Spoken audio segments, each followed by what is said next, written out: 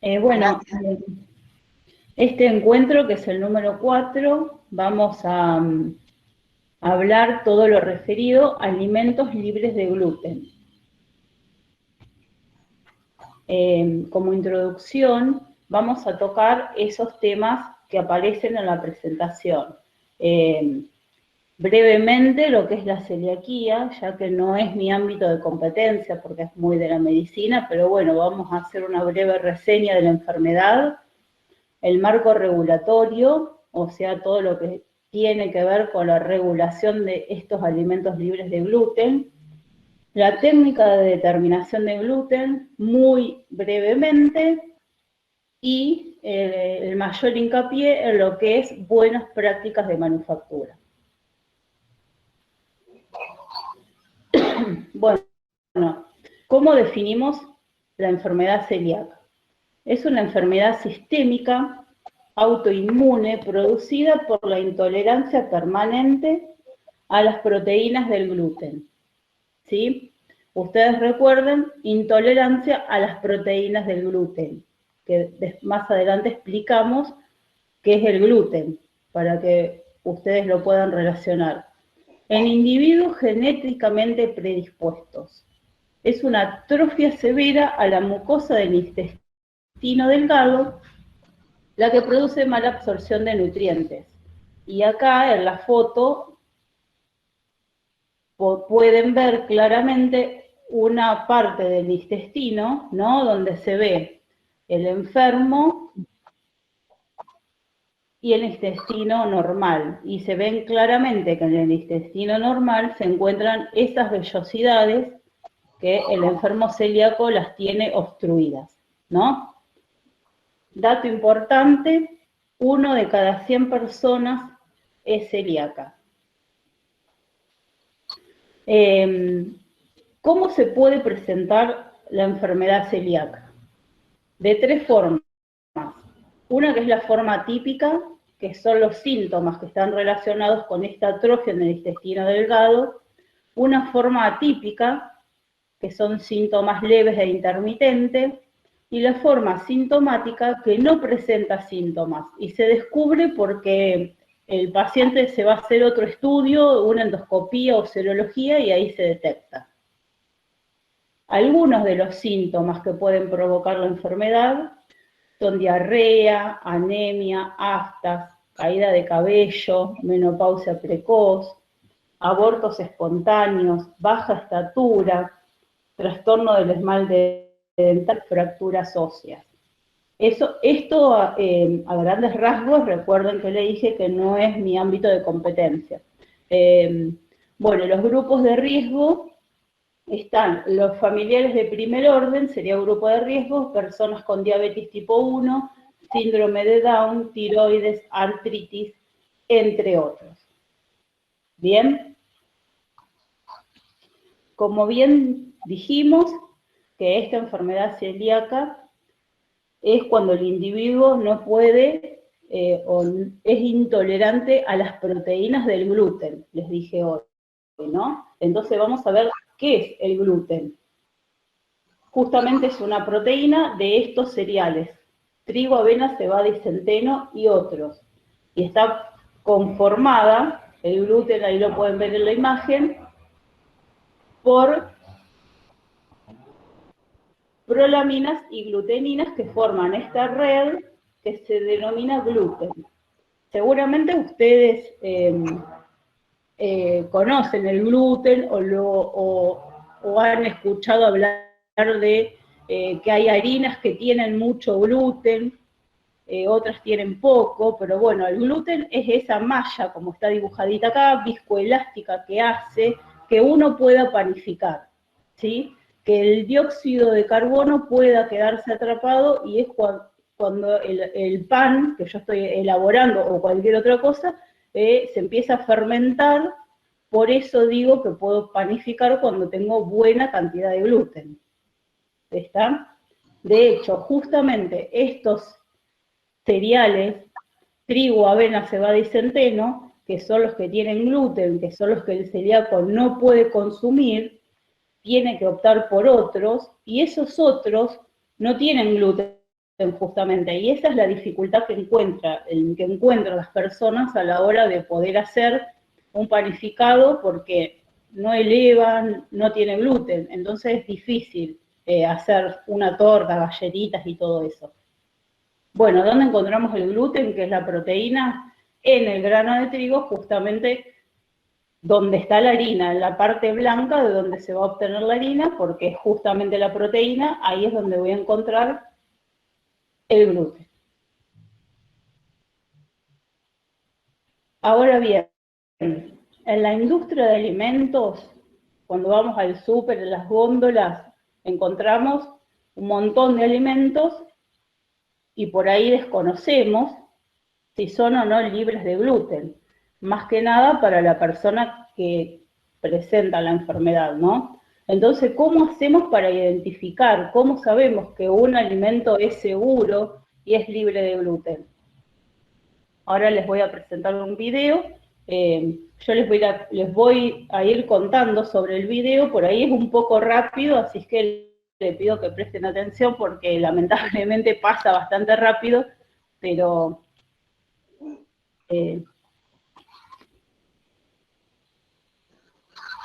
bueno, es una niña que es celíaca, entonces va a merendar y le pide a su mamá que va a comprar galletitas, ¿no?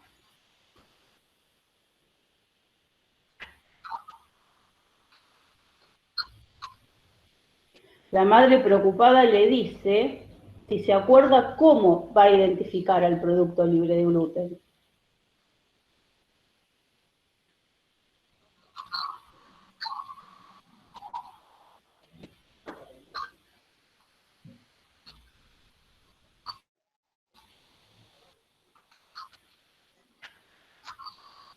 Su mamá le recuerda que el producto debe decir libre de gluten y además debe contener la leyenda SINTAC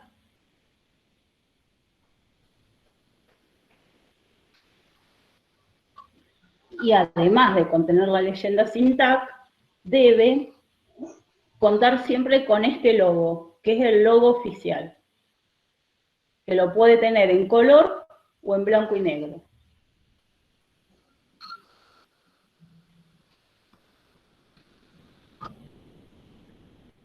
Bueno, y la nena le pregunta si puede haber otros logos, y si en efecto a veces aparecen estos otros logos, pero hay que recordar que siempre tiene que estar el oficial. No hay otra. El oficial es el que me da la idea de que el producto se encuentra controlado y va a aparecer en el listado oficial. ¿Qué es el listado oficial? Es un listado que nos proporciona el ANMAT, que es nuestro organismo de control a nivel nacional, ¿sí?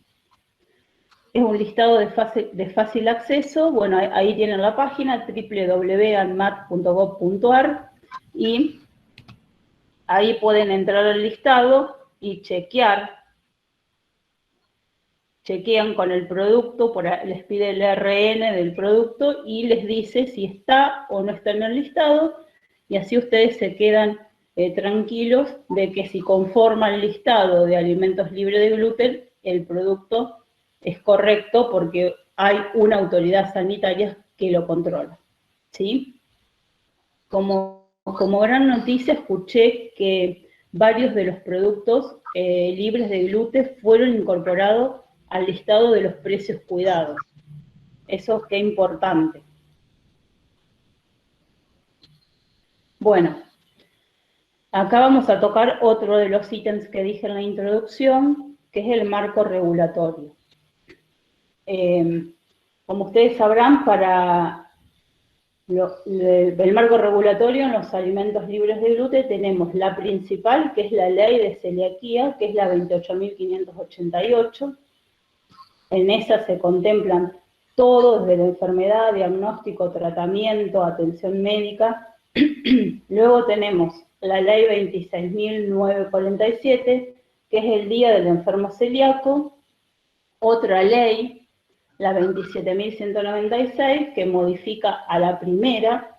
Después, nuestro Código Alimentario Argentino, que es una ley nacional, la 18.284, y nosotros en nuestro municipio de 9 de julio contamos con una ordenanza municipal de celiaquía, que bueno, varios actores trabajaron en el desarrollo de la misma y desde nuestro departamento participamos en el armado, en las sesiones del Consejo Deliberante durante varios años hasta lograr la ordenanza municipal. Que, bueno, para nosotros es un logro, no sé si todos los municipios cuentan con una ordenanza y ahora hay que cumplirla. Esta es la parte que nos toca como pobladores, cumplir la ordenanza. Y más que nada a los que manipulan y van a elaborar alimentos libres de gluten. ¿Hasta ahí vamos bien? ¿Alguien quiere hacer alguna consulta? Si quieren, vamos haciendo un repaso de las cosas que les fue contando Carla. Bueno, primero que era la celiaquía, que dijimos que era una enfermedad sistémica. Esto es muy importante porque una enfermedad sistémica quiere decir que ataca a todo el organismo, a todo nuestro sistema. La celiaquía, lamentablemente, por ser una enfermedad sistémica, si bien lo que nosotros hablamos es de que eliminan las vellosidades del intestino, esto hace que no podamos absorber nutrientes, ¿no? Entonces eso provoca un montón de otros deterioros en el organismo, ¿sí? Y de otras falencias en distintos órganos. Por eso decimos que es sistémica. Y es autoinmune porque nosotros mismos la provocamos. Decimos que, bueno, que es una enfermedad que tenemos una preponderancia genética y que según otras enfermedades que tengamos o familiares que la padezcan, tenemos más chances de padecerla nosotros. Eso con respecto a la enfermedad. Después, con respecto al gluten, Carla les contaba que era, bueno, la red que hacía que todas nuestras masas soportaran el dióxido de carbono cuando nosotros fermentamos, ¿no? Por eso es tan difícil trabajar las masas que no tienen gluten. Y después, con respecto bueno, al trigo, cebada, centeno, hay algunos médicos, avena, que dicen que el centeno no le hace mal a los celíacos. Pero ¿qué pasa? Como no tenemos grandes producciones de centeno, el centeno se procesa en los mismos molinos donde se procesan los otros cereales, donde se procesa el trigo.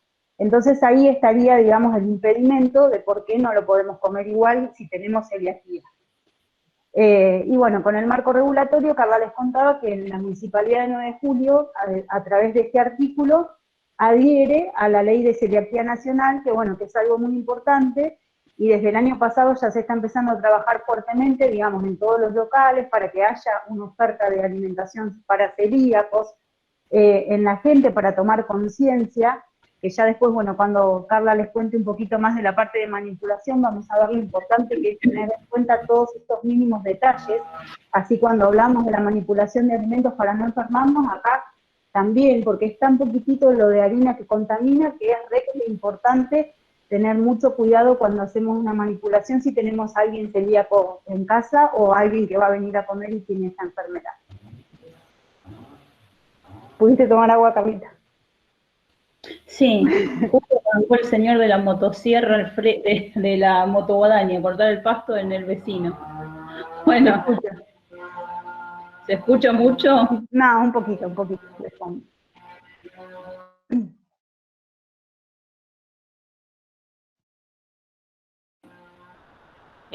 Contempla dos artículos, el 1383 y el 1383 bis, en el cual dice: se entiende por alimento libre de gluten el que está elaborado con buenas prácticas. ¿Por qué le leo este artículo? Justamente por esto, porque el código lo dice claramente, el alimento que está elaborado con buenas prácticas. Por eso vamos a ver qué son las buenas prácticas que impiden la contaminación cruzada. Y dice que el contenido de gluten no podrá superar un máximo de 10 miligramos por kilo. ¿Cómo contemplamos eso, no? Lo dice el código, o sea que yo soy un elaborador de alimentos libres de gluten, tengo que estar segura de que mi contenido de gluten no debe superar eso. Y además dice el código, esto que decía la nena del video que repasó con su mamá, que tiene que tener el alimento la leyenda SINTAC. SINTAC, por ahí para los que desconocen la sigla, viene del origen de los cereales que nombramos antes, ¿no? Quiere decir sin trigo, avena, cebada y centeno. Y el logo, por más que el alimento tenga otros logos dibujados, las espiguitas verdes o el otro que vimos, sí o sí tiene que tener este que es el logo oficial y que puede estar en blanco o en negro. Perdón, puede estar en blanco, en negro y en color. Eso quise decir. Bueno, como recién les contaba que el código decía que nuestros alimentos deben tener, no pueden tener hasta un máximo de 10 miligramos de gluten o 10 partes por millón. Eso, ¿cómo lo detectamos? Obviamente que un técnico en un laboratorio, no hay otra forma, y se usa la técnica analítica oficial, que es la de ELISA, y también puedo tener otras técnicas alternativas y cualitativas, como lo muestra el dibujito, que son tiras reactivas, ¿no? Esta tira reactiva, muy fácil, que lo único que me va a decir es si es positivo o negativo, si tiene o no tiene gluten, ¿no? Generalmente se usan para materias primas, las proceso y lleva una técnica analítica para superficies, para utensilios. Ahora, en un video que viene próximo, van a ver cómo es el uso.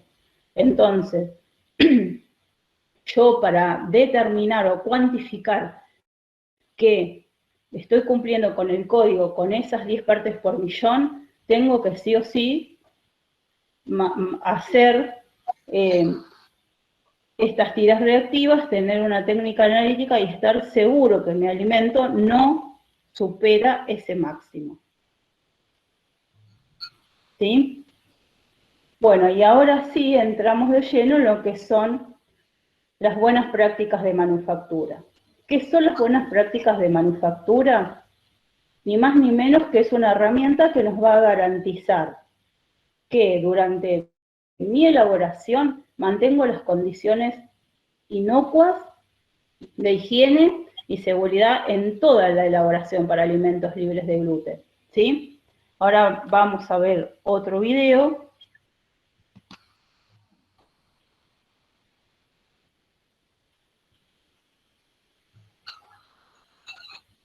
Los videos arrancan volando, pero ahí vuelvo al principio.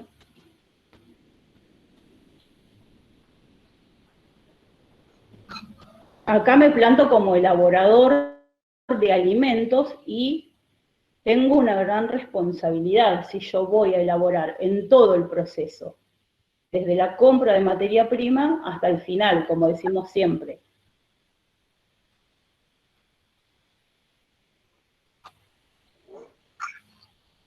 ¿Por qué es importante tener todos estos recaudos? Porque cualquier contacto, así sea pequeño, con gluten, ya voy a contaminar el alimento.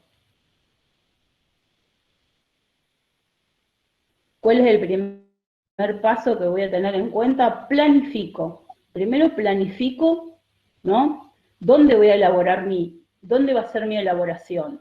Si la voy a hacer sola o junto con otros alimentos. Quería volver atrás porque pasó muy rápido. Ahí. Si la voy a hacer sola o junto con otros alimentos. Si tengo otra cadena de alimentos para realizar, voy a pensar cuándo voy a elaborar los alimentos libres de gluten. Si primero, al principio, un día solo, un viernes al final de la semana, porque ya tengo menos elaboración, pero sí o sí lo que tienen que garantizar es eso, que no exista contaminación cruzada con alimentos que sí contienen gluten, ¿sí? Eso es la palabra planificar. Tengo que planificar mi turno, mi día, mi jornada, y respetar, siempre tengo que tener un procedimiento porque lo tengo que hacer siempre de la misma forma, ¿sí? Y usando siempre los mismos productos. O sea, esos productos que compré según el listado de alimentos libres de gluten. que ya me garantiza que son libres de gluten, no otros, no cualquier orégano fraccionado que compré en la despensa, porque ese orégano fraccionado no tiene rótulo, no sé si está en el listado. O sea Carla, y te hago una pregunta. Sí. Por ejemplo, si yo tengo aceite, que el aceite no tiene gluten, ¿puedo compartirlo para mi elaboración tradicional y mi elaboración libre de gluten? No, generalmente se recomienda, está un poquito más adelante, que todos los elementos no sean compartidos. El aceite no tiene gluten, pero si freís o si lo usas para una fritura con algún alimento que sí tiene gluten, por ejemplo, milanesas que tienen pan rallado, y después lo usás para tu elaboración, estás contaminando. Por eso se recomienda que las aguas para hervir, los aceites, todos sean exclusivos para la elaboración del libre de gluten, todo exclusivo. Otro ítem importante que tengo que tener en cuenta es la capacitación. Justamente con esto de la ordenanza que nosotros tenemos el 9 de julio, habíamos comenzado junto con Dirección de Bromatología capacitaciones para toda la población que elaboraba, ¿no?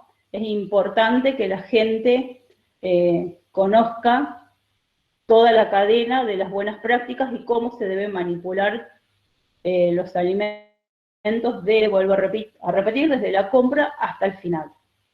Bueno, el almacenamiento, debo garantizar un sector para almacenar todo lo relacionado a mi elaboración de alimentos libres de gluten.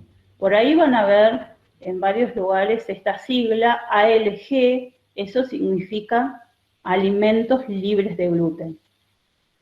Tengo que tener las materias primas identificadas, utilizar solo materias primas, lo que le dije hoy, que estén en el listado y además en envases cerrados, ¿sí? No comprar a granel de lugares que no sé el origen, ¿bien?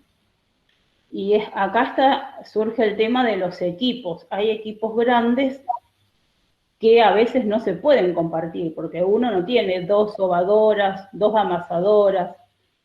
Por ejemplo, ¿ven? Uso exclusivo.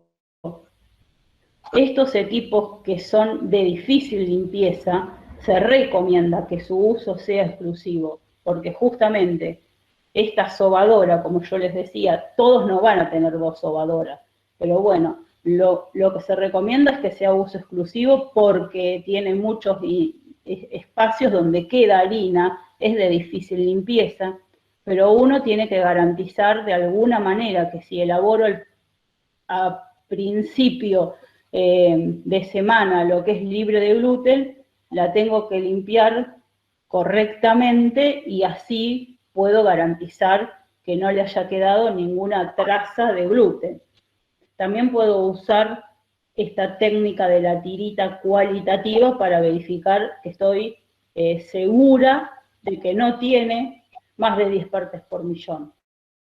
Y después, lo que es de uso compartido, que esté limpio. Que cuando elaboro una cosa u otra, que logre proteger a los alimentos libres de gluten. Y por último, la higiene personal, que es un poco lo que vimos en la clase anterior con Natalia, que es lo que ustedes ya saben, usar ropa adecuada, todas las veces que me debo lavar las manos, antes, durante, cuando elaboro, ¿sí? La protección adecuada. Y bueno, y toda elaboración contempla una limpieza y desinfección de todo, ¿no? Más que nada, en estas elaboraciones que tengo que garantizar que no existe gluten en ningún lado, ni en la mesada, ni en los utensilios, ni en las manos del manipulador, en ningún lado. Y lo que se recomienda es llevar registros de limpieza, ¿no? Que es la única forma de que si me vienen a controlar alguna autoridad en el municipio o quien me quiera o quien me deba controlar, yo tengo registros donde demuestro, ¿no? Mis turnos, mi limpieza, mis controles, si hago alguna técnica, mis controles, Esa es la única forma que yo tengo de decir, lo estoy haciendo bien.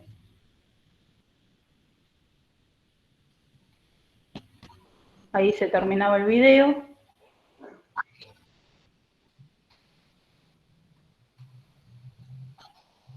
Volviendo, todo este video que nos hablaba de las buenas prácticas de manufactura,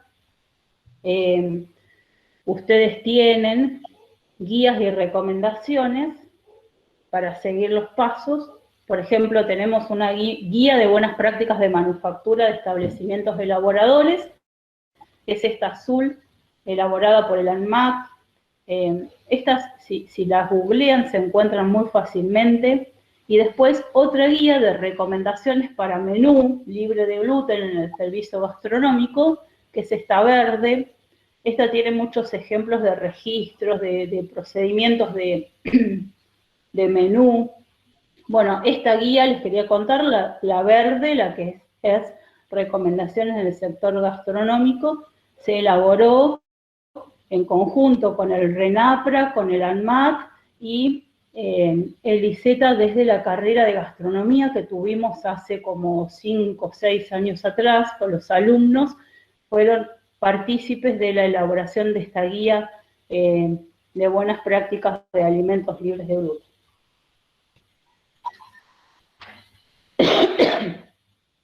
Bueno, nosotros como continuamos con los elaboradores. Como elaboradores de alimentos libres de gluten, nuestra principal función es esto, evitar la contaminación cruzada con gluten, ¿no? Sí, hay un caso que siempre contamos en las charlas o en los cursos cuando trabajamos con Carla, que había una abuela que tenía 3 nietitos y uno de ellos era celíaco, y la mamá le mandaba el tupper con sus milanesas para el almuerzo del nene celíaco. Y cada vez que iba a comer a lo de la abuela, el nene volvía descompuesto. Entonces, bueno, charlando con la abuela querían ver, a ver qué era lo que pasaba, que cada vez que ibas a casa el nene volvía descompuesto. Si la mamá le daba las milanesas, sabía prepararlas. Y bueno, resulta que la abuela, ¿qué hacía? Cuando les cortaba las milanesas a los nenes, usaba el mismo cuchillo y tenedor para los 3. Entonces, con las milanesas de los nenes que no eran celíacos, contaminaba la del nene celíaco, ¿no? Y fíjense, yo siempre digo, cuando están estos casos, una abuela no va a querer que su nieto se enferme o se descomponga, ¿no? Eso es por falta de conocimiento.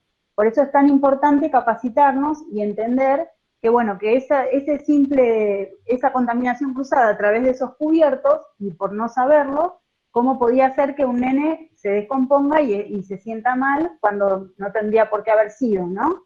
Entonces, bueno, a veces hasta esos detalles que parecen tontos, uno cuando tiene un familiar celíaco tiene que conocerlos, ¿no? Porque si no, puede pasar esto. Bien. Este es, para evitar la contaminación cruzada, es como un resumen de todo lo que nos contó el video, y estos serían como los tips más importantes que siempre debo tener en cuenta, ¿no? Separar, identificar, planificar, limpiar, validar y capacitarme. Vamos con los 3 primeros. ¿A qué me refiero cuando digo separar, identificar y planificar? Estos 3 primeros ítems, ¿sí? Lo que primero tengo que planificar y pensar es qué tipo de elaboración voy a realizar, ¿no? Si es una elaboración exclusiva de alimentos de gluten, si en mi lugar de trabajo, en mi pequeña fábrica, en mi establecimiento, en mi cocina, lo único que hago es libre de gluten, bueno, ahí no sería un problema, porque solamente voy a ser libre de gluten, ¿no? O sea que todo lo que yo tenga, no voy a tener que separar nada, ni identificar nada, porque solo elaboro libre de gluten y ahí ningún problema. El problema está cuando, lo que le contaba hoy, tengo elaboraciones mixtas, ¿no? Tengo que separar bien en una alacena o en una estantería, identificado que todo esto que está acá guardado es para libre de gluten. jarras, utensilios, cucharas, ralladores, todo lo que yo voy a necesitar tiene que ser único, tiene que estar separado e identificado. Así, como les contaba Nati del cuchillo de la abuela, no me equivoco de cuchillo por ningún motivo, ¿sí? Identificados. Y esto de planificar, tengo que planificar, en el caso de que sea una elaboración mixta, cuándo voy a elaborar yo mi producción de libre de gluten, ¿sí? Sola, como ya les decía, a principio de semana, a fin de semana, una vez al mes. Después está la opción que muchos elaboran una vez al mes con todas las condiciones de limpieza y frisan. Por ejemplo, Nati, ¿te acordás cuando las chicas de la clínica nos contaban cómo elaboraban ellas? Sí, las chicas de la clínica elaboraban su menú libre de gluten los domingos, que era un día que tenían tranquilo. Entonces, bueno, primero hacían toda la parte de limpieza y desinfección, y una vez que terminaban con eso, elaboraban para toda la semana. Y tenían un freezer exclusivo, como también tenían un mueble exclusivo donde guardaban todas las cosas que para preparar sus alimentos libres de gluten. Que era, bueno, un poco lo que yo por ahí le preguntaba a Carla, pero era para tener en cuenta eso, que tanto la sal, los condimentos, el aceite, cualquier cosa que es libre de gluten, no se puede compartir con la elaboración tradicional. Tenemos que tener todo exclusivo, como les decía Carla. Entonces, bueno, las chicas tenían un freezer exclusivo y los domingos preparaban y elaboraban el menú libre de gluten para toda la semana y quedaba en ese freezer. Entonces, de esa forma, era la manera que ellas tenían de asegurar de que iba a estar todo limpio, que no iban a estar elaborando otra cosa, y que era un día dentro de todo tranquilo, que no iba a andar mucha gente molestándolas en el lugar de trabajo. Perfecto, y esto de exclusivos, ya lo dije, pero lo vuelvo a repetir, tener cuidado con las especias. Recuerden que siempre todo lo que se compra debe tener el logo oficial, la leyenda sin tag, más que nada por lo que se compra a granel o en paquetitos sueltos que no tienen identificación. ¿Sí? Ustedes, no sé si saben, pero por ahí las especias, la pimienta, el pimentón, se adulteran. No debería pasar, pero se adulteran. Hay gente que adultera las especias y le puede colocar algún espesante que tenga gluten, entonces ahí voy a contaminar a la persona. Por eso todo tiene que ser con el logo oficial y que se encuentre en el listado. Lo decimos porque siempre son preguntas que nos hacen y pasa que por ahí la gente compra en la despensa del barrio esas especias que no tienen rótulo ni ninguna identificación, ¿no? Bueno, y vamos con los otros 3 tips, que son limpiar, validar y capacitar, ¿no? Como bien decía el video, la limpieza es fundamental, no tiene que haber ningún rastro de gluten. Ahora vamos a ver qué quiere decir validar la limpieza, bueno, y capacitar todo esto que estamos diciendo, todos estos conceptos, estos tips de las buenas prácticas, la gente que va a estar en contacto con la elaboración los debe tener claro, en cuenta y capacitarse en esto que estamos contando. Y vamos con el último video sobre... Después del videíto contesto la pregunta que hay en el chat, que hay una pregunta en el chat. Dale, Nati, porque yo no la veo. Genial. Bueno, los videos pasan un poco rápido, pero yo los voy frenando. Bueno, entonces, antes de comenzar a elaborar o a cocinar, una elaboración libre de gluten, esto no quiere decir que si voy a cocinar otra cosa no limpie, ¿no? Pero siempre que sea libre de gluten, tengo que tener conciencia de limpiar. ¿Bien?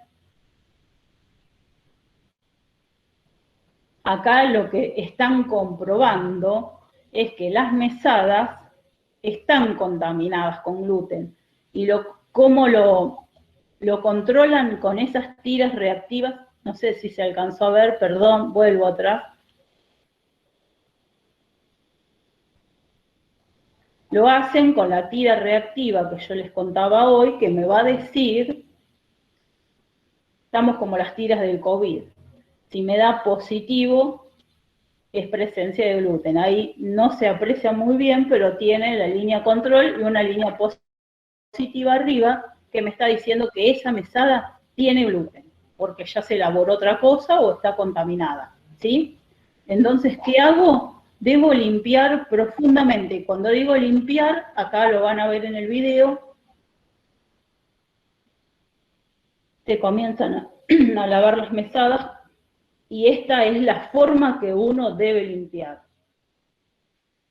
Esta es la forma que se deben limpiar, cepillar a fondo. Cuando digo lavar y desinfectar a fondo, es justamente esto lo que debo hacer antes de comenzar una elaboración libre de gluten.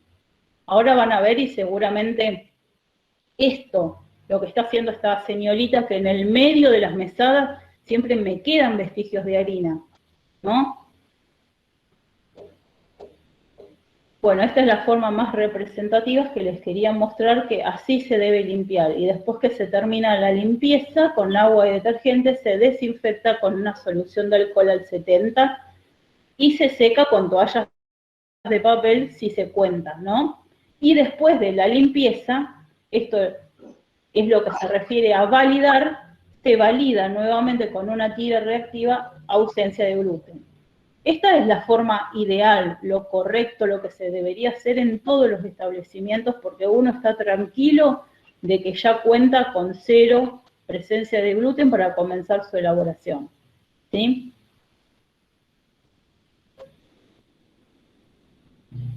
Bueno, y ahí tenemos el antes y el después con el positivo y el negativo.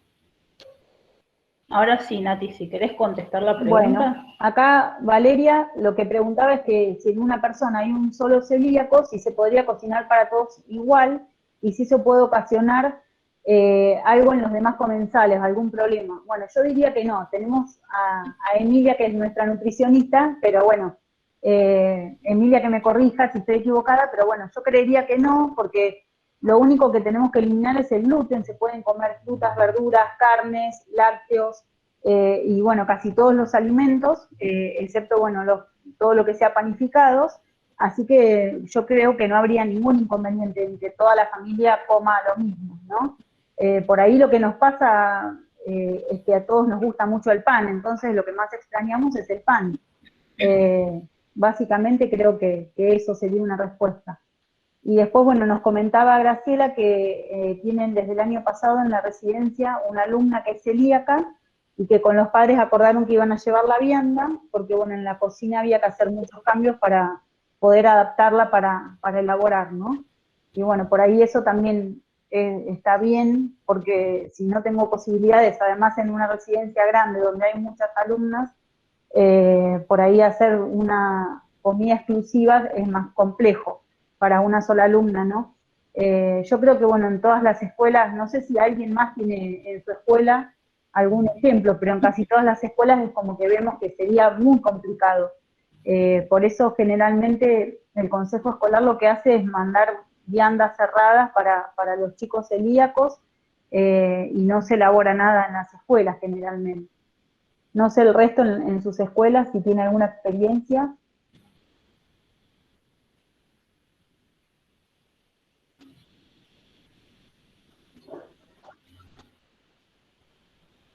Por ahí pensando en la primera pregunta,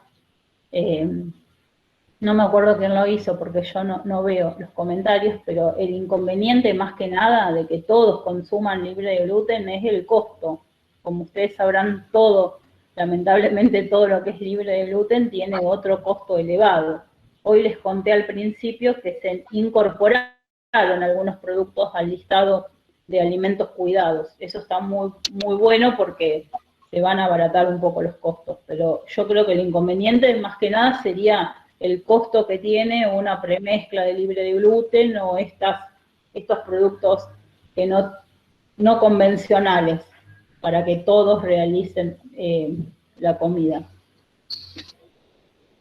Bueno, continuamos.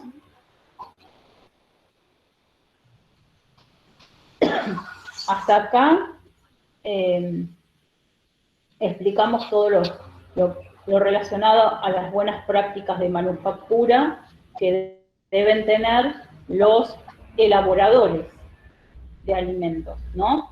Y ahora nos ponemos del lado nuestro como consumidores de alimentos libres de gluten, como vieron en el primer video de Martina que iba a comprar su paquete de galletitas para la merienda, ¿no? Tenemos que tener estos recaudos como consumidores, realizar bien la elección de las compras, el adecuado traslado y almacenamiento y la manipulación segura en mi casa, ¿no? Yo como consumidora tengo que elegir la materia prima adecuada siguiendo la leyenda SINTAC siempre, viendo que contenga el logo oficial, que era el que podía ser en color o en blanco y negro, y ante la duda, si tengo dudas si el producto es o no libre de gluten, ante la duda no lo compro, ¿sí? Después, en el adecuado traslado y almacenamiento. Tengo que tener cuidado en esto de que si lo voy a transportar en la misma bolsa o en la misma caja que me lo ordenan los chicos en el súper con los otros productos, de que no se me rompa el paquete y se pueda contaminar. Después si los tiro en el baúl del auto, como usualmente hacemos todos, ¿sí? Que no, lo mismo, que no se me rompa la envoltura y se pueda contaminar con los otros productos.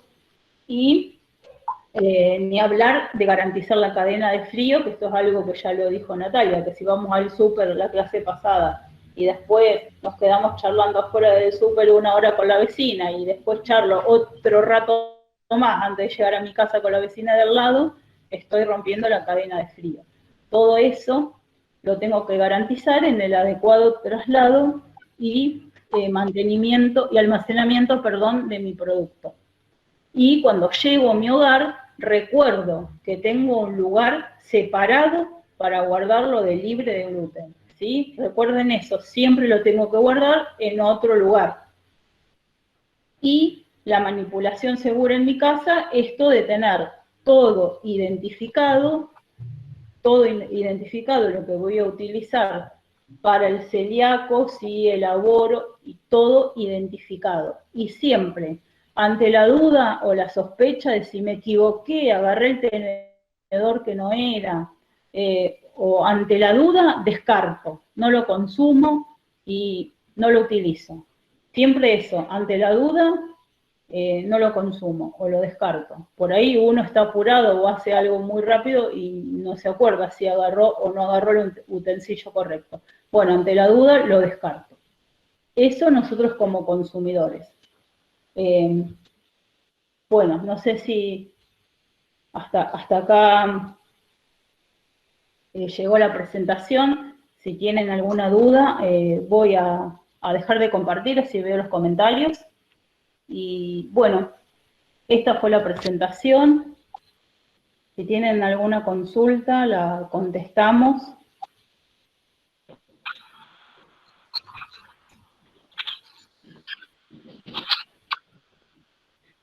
La presentación. Me parece importante que quizá puedan compartir en las instituciones educativas, ya que las escuelas presentes, supongo que la mayoría deben tener comedores, ¿no?, en sus propias escuelas. Si tienen alguna experiencia más que comentar, estaría bueno poder charlarlo, ¿no?, acá. Pregunta. Hay otra pregunta ahí, Carla, en el chat del logo. Dice, lo oficial, ¿tiene una diferencia que sea en color o blanco y negro? No, bien como dijimos en la presentación, el Código Alimentario en su artículo 1383 bis dice que el logo puede ser de las dos formas, ¿sí? Mientras sea el oficial, puede ser en color o en blanco y negro. No los otros alternativos, sino el oficial.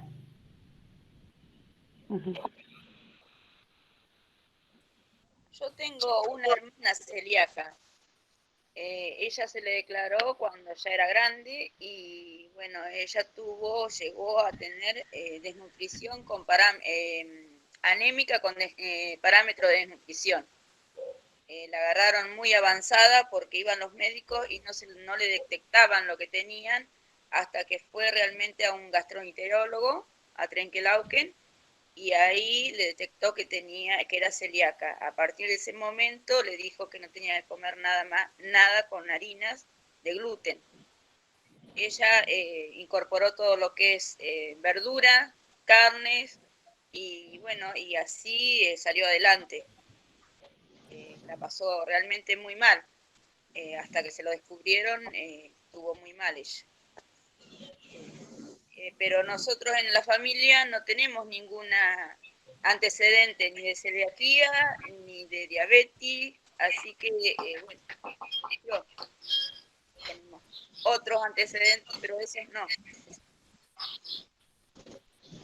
A veces sucede eso, como les contaba al principio, que se puede presentar con distintos síntomas y por ahí, bueno, esta nena ya estaba muy avanzada y a veces no, si no se hace una endoscopía o si no se pide sí o sí la parte serológica de la prueba que se llama antitransglutaminasa, si no se pide análisis normales, uno puede pasar mucho tiempo sin saber que tiene la enfermedad. Sí, hay A muchos no ser casos que ya... de mujeres que no podían tener hijos o que tenían abortos espontáneos y bueno, y ahora actualmente es como que se habla más de celiaquía y por ahí los médicos lo tienen en cuenta, pero antiguamente no se tenía en cuenta. Y por ahí vemos, no sé, si nos acordamos en la familia alguna tía abuela o alguien así lejano que tenga por ahí un cuerpo así delgado, que tenga, no sé, que se quebrara con facilidad, que tuviera el pelo raro o así como quebradizo, o sea, hay muchas características de la persona celíaca que bueno, que por ahí antes se pasaban por alto, no se trataban porque es como que no se sabía mucho de esta enfermedad. Recién ahora, digamos, es como que se tiene en cuenta. Entonces, bueno, por ahí también pasaba eso, que no era que nunca habíamos tenido algún celíaco en la familia, sino que no lo habíamos sabido. Por ahí si uno tiene antecedentes o familiares de primer orden, se le puede solicitar al médico clínico que dentro de toda la batería de análisis que le ponga la prueba de antitransglutaminasa para estar seguro de que no lo tiene. Igual con esa prueba no termina ahí, porque te puede dar negativo y no voy a entrar en la parte médica porque no es lo mío, pero bueno, te puede dar negativa, igual ser celíaca, hay que seguir otras vías. Acá Fernando. Un montón de análisis hasta que le dio positivo, o sea que era celíaca. Incluso le habían hecho una endoscopía y no le daba, así que bueno. Es que en la endoscopía a veces no se ve, lo que se ve a veces es en la biopsia de intestino, claro. Pero si la persona deja de comer gluten, se va sanando el intestino, igual lleva tiempo, y ahí tampoco se llega a detectar. Pero bueno, a veces se tiene que hacer la biopsia de intestino para lograr determinar que la persona es celíaca. Sí, es complejo también. Sí, sí. Acá Fernanda escribe, estamos muy acostumbrados a comer solo harina de trigo. Hay muchas más sin gluten. Tampoco hay que dejar de lado todas las harinas, ¿no? No, podemos comer. Yo siempre, Carla, bueno, lo dice por la parte económica, que tiene razón, ¿no? De reemplazar la harina de trigo. Pero yo siempre lo digo para que las personas no se asusten cuando pasa esto. Que bueno, las carnes, los lácteos, pescado, pollo, frutas, verduras, arroz, polenta, hay muchos alimentos. No es solamente comer harina o decir, sí, más vale toda la parte de confitería, las galletitas, todo eso que es riquísimo. Lo libre de gluten es muy caro, es muy costoso, los fideos, las pastas, pero bueno, también, yo lo digo porque no soy celíaca por ahí, pero bueno, hay muchas opciones, no es que es el fin del mundo, ¿no? Hay muchas opciones, cada vez hay más, pero bueno, sí es cierto que por ahí toda la parte de harina, como es tan, o sea, primero porque, además de que es caro porque hay mucha menos cantidad que se elabora, ¿no? Cuando uno tiene que procesar menos cantidad, es más alto el costo para procesar esa menor cantidad. Y después tecnológicamente son complicadas para elaborarlas. Cuando a veces hacemos los cursos, hacemos algunas mezclas con harina libre de gluten y realmente para trabajarlas son complicadas, porque es como que no ligan bien, no las podés amasar igual, no es lo mismo. Igual, bueno, la tecnología va avanzando y van apareciendo mejores cosas, pero bueno, es muy distinto. Sí, además de que, como les contaba Nati, que es difícil panificarla y manipularla, tienen otros sabores. Por ahí, harina de chía, de algarroba, de arvejas, tienen otros sabores, por ahí amargos o diferentes a los tradicionales, y eso también es difícil a la hora de desarrollar un producto. Pero bueno, si ustedes podrán apreciar que después de la ley de celiaquía que se implementó, todos los supermercados, no sé en sus municipios, pero el 9 de julio los supermercados deben tener toda una góndola entera de alimentos libres de gluten. Y ahí se puede ver que hay un abanico enorme de galletitas, de snack, de todo libre de gluten. O sea que la industria de alimentos está trabajando bastante en diferentes opciones, ¿no?, para los celíacos. O sea que se puede ver que hay muchísimos productos nuevos. En el caso de comedores escolares, por ahí tenés un alumno con celiaquía. ¿Conviene acordar la vianda con los padres o con lo que te manda el consejo escolar? Porque por ahí una cocinera o un ayudante de cocina, quien manipule, si no tenés conocimiento de cómo elaborar o porque no te capacitas, es de gusto porque vas a seguir enfermando al chico. ¿O no? La cuestión está en la capacitación, ¿no? Claro, y ahí la bajada, por lo menos nosotros en el municipio, habíamos comenzado en marzo, pero bueno, lamentablemente nos agarró la pandemia, se había sectorizado la población y se iba a comenzar a capacitar a carniceros, roticerías, bien sectorizadas, y auxiliares por parte del consejo escolar era otra línea. Primero la capacitación. ¿Porque eso lo tendría que pedir la institución o consejo escolar capacitar en esto? Y creería que el consejo escolar, depende del municipio. Si es una necesidad institucional, siempre citarlo, y bueno, ya cuando está la demanda, quizás después se empiezan a revisar los medios para satisfacer esa demanda, ¿no? Sí, yo creo no, que yo vengo acá, haciendo cursos habido y por haber, pero bueno, no todos tienen por ahí la posibilidad o las ganas de capacitarse, también está en uno. sí, yo lo que creo que acá mandaban las viandas cerradas para cuando había casos de celiaquía, pero no sé si en todos lados es igual. Es lo que yo tengo entendido. Y no siempre. Acá, claro. No, ahí yo estuve trabajando el año pasado en una residencia estudiantil y teníamos una alumna celíaca y no nos enviaban la vianda. Claro. Digamos. Y después, bueno, me tocó también ir a otra escuela rural, que ahora no me acuerdo cuál era, que bueno, tenían la cocinera era una genia, la verdad que estaba como que sabía y era consciente de todo el tema, porque también ella tenía una nena celíaca, entonces bueno, ella se ocupaba de preparar esa vianda para la nena que estaba en la escuela, y bueno, y la verdad que tenía todos los cuidados. Claro. Y yo lo que recuerdo es que le mandaban, me acuerdo, un paquete de fideos que era para celíacos, cuando ella tenía que elaborar fideos para el resto, pero bueno, le mandaban. Pero sí, es complicado, sí, porque es un tema de salud. Claro, sí. Una institución educativa, ¿no? Pero bueno, primero hay que comenzar por la capacitación y después creo yo que por ahí un acompañamiento de las autoridades sanitarias de acompañarlos en esto de separar. Hay que ver si la institución cuenta con los lugares adecuados para poder separar, para poder elaborar. Es difícil, pero bueno, capacitación y después un asesoramiento y acompañamiento a quien le corresponde. Bueno, estaríamos sobre el horario. No sé si alguien más quiere hacer alguna consulta o contar alguna experiencia.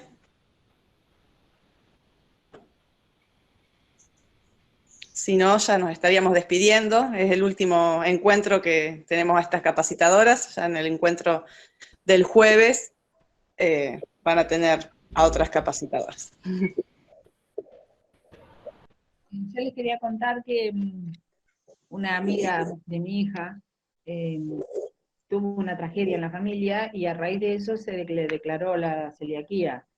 Estuvo mucho tiempo con muchos problemas de salud hasta que lograron diagnosticar, y le costó el tema de conseguir la alimentación, hizo cantidad se capacitó un montón, y hoy en día lo transformó en un mini emprendimiento, digamos. Ella y la hermana también es celíaca, entonces elabora para ella, todo lo hace ella, y vende para la gente, porque en 30 de agosto hay mucha gente celíaca, o sea, como que, no sé si ustedes lo sabrán, lo podrán responder porque es parte médica, pero ¿por qué razón desde hace un tiempo para acá hay tanta gente celíaca? ¿Qué tendrá que ver? ¿Lo que comemos?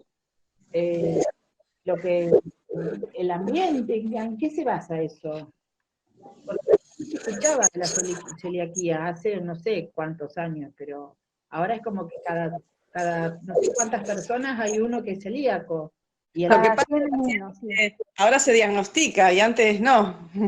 Ahora cuando te mandan a hacer un análisis, generalmente te piden el de celiaquía y hasta hace poco tiempo no. No sé si coinciden. Por eso mismo, pero yo, por la gente que he visto con celiaquía, son unos síntomas muy marcados, o sea, viven muy mal el que tiene celiaquía y no se la diagnostica, o sea, que no aprende a cuidarse con la alimentación. O sea que antes también sufrirían. ¿Y qué pasaba? Sí. No, y antes no se diagnosticaba. Yo creo que por ahí las personas vivían con eso y nunca sabían qué enfermedad tenían, o por ahí les decían, bueno, hacé la dieta de tal cosa, o yo creo que lo buscaban de esa manera. O qué te hizo mal, y bueno, decían, bueno, no comas facturas, no comas esto, y bueno, y cuando no comían harinas estarían mejor y tendrían esos momentos. Pero la enfermedad estaba. Lo que pasa es que, bueno, por ahí no se diagnosticaba y no se conocía tampoco tanto. El 1% de la población tiene celiaquía. Y Claro. después también, con lo que vos contabas, que esta chica con una tragedia familiar se le despertó, lo que Carla contaba al principio, la enfermedad es sistémica porque ataca todo el organismo, ¿no?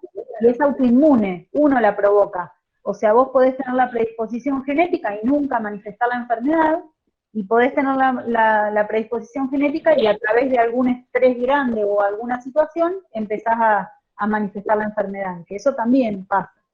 Mi hija es diabética y también se le declaró a los 10 años por una cuestión familiar también.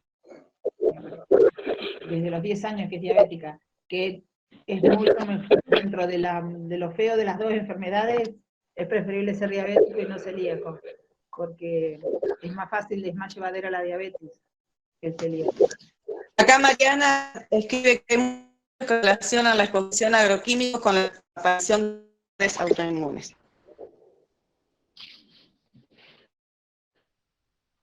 Sí, Seguramente. eso, bueno, es probable, pero la verdad es que no tenemos información ni datos científicos como para hablar de ese tema. Yo por lo menos no sé, Carla. Sí, Mariana por ahí, bueno, que tiene más biografía, por ahí Mariana, bueno, vos sos ingeniera agrónoma. Es probable, también muchos hablan de la industrialización de los alimentos, pero bueno, la realidad es que en este momento es como que no me enfoqué en eso para la charla y no lo preparé como para responder eso. No. Sí, yo tampoco, Mariana, tengo datos certeros. Lo único que te puedo decir es que algunas corrientes categorizan a la enfermedad celíaca dentro de alergias, pero bueno, otras corrientes no es así. Las alergias se considera como una alergia al gluten, pero la enfermedad celíaca es otra cosa. De hecho, el código que lo categoriza está bien marcado, y la parte de alergenos está en otro capítulo y en otro artículo, y hay otra normativa para nombrarlo. Pero sí, igual que Natalia, más sobre agroquímicos y eso no tengo certeza de que así sea. Sí, ahora, por ahí lo que me refería es a cierta, o sea, hay por ejemplo estudios hechos en la Universidad de Rosario, en la Facultad de Medicina, hay una cátedra que es la de epidemiología, que ha hecho estudios de problemas de salud, ¿no?, que tienen las poblaciones que están a menos de 500 metros de las zonas donde se aplican agroquímicos. Y lo han comparado con las medias, con cuestiones, ¿no?, las medias de salud de toda la República Argentina. Y han visto de que este tipo de enfermedades relacionadas, o sea, desde cáncer, diabetes, enfermedades autoinmunes, tienen un aumento significativo y han hecho como un muestreo, o sea, ni siquiera muestreo, es hecho como un barrido directamente porque han entrevistado a más de 200.000 personas en más de 36 localidades. Entonces hay como datos muy significativos y hay gente que hace mucho que está trabajando en esto y aparecen algunos datos, aparecen muchos datos en realidad que relacionan, por ahí sí, con la diabetes, con hipotiroidismo, también con celiaquía, ¿no? Entonces digo que más allá, a ver, todo puede llegar a ser discutible y por ahí hay que buscarle, todo puede llegar a ser discutible. Hay datos y hay cuestiones que aparecen, hay indicadores que van apareciendo y hay estudios hechos de Argentina, ¿no? Y muchos a nivel mundial donde relacionan efectos, no sé, en todo el sistema endocrino, bueno, hay mucha bibliografía. Yo por ahí era por eso el comentario, que más allá también de la cuestión de la detección, también hay toda una transformación en el sistema productivo, que eso, y con las cosas a las cuales estamos expuestos actualmente, que eso también posiblemente influya. A eso me refería con el comentario, nada más. Sí, Mariana. Sí, muy significativo el aporte. Gracias, Mariana. Sí, me parece que todo suma para pensar el tema, ¿no? Sí, Mariana, yo coincido totalmente con vos, que bueno, de hecho, ustedes han presentado un proyecto en Feria de Ciencia y yo lo tuve el placer de leerlo y es cierto lo que vos decís, esto de la incidencia y que hay incidencia en todas esas enfermedades. Pero bueno, en este caso sería como otro tema, esto de agroquímicos debería estar reglamentado, deberíamos cumplir las ordenanzas y bueno, no me quiero extender porque es muy largo, da para mucho, daría para otra charla más, este tema de agroquímicos que tenemos que tener conciencia y bueno, nosotros hemos vivido con vos, Mariana, que nos han fumigado en la cabeza la institución y bueno, sabemos lo que pasa. Bueno, ya estaríamos sobre la hora, un poquito pasados. Me parece que podríamos dar por finalizado el encuentro si nadie más quiere aportar algo. Nos veríamos el jueves próximo. Bueno, nada, yo me despido, la verdad que un placer haber compartido estos encuentros con ustedes. Quedamos a disposición para cualquier cosa que necesiten, se comunican con Lorena y nos los hacen saber, cualquier capacitación que necesiten, bueno, pueden visitar la página web o Lorena le pasa el link de los cursos que se están dictando virtualmente. Y bueno, lo que necesiten para trabajar en equipo, en conjunto con las instituciones que participaron, estamos a su disposición. Nos vemos igual en otras charlas que vamos a participar. Bueno, muchas gracias y bueno, comparto las mismas palabras que Carlos. Los esperamos el jueves. Nos vemos el jueves, muchas gracias. Nos vemos el jueves. Gracias.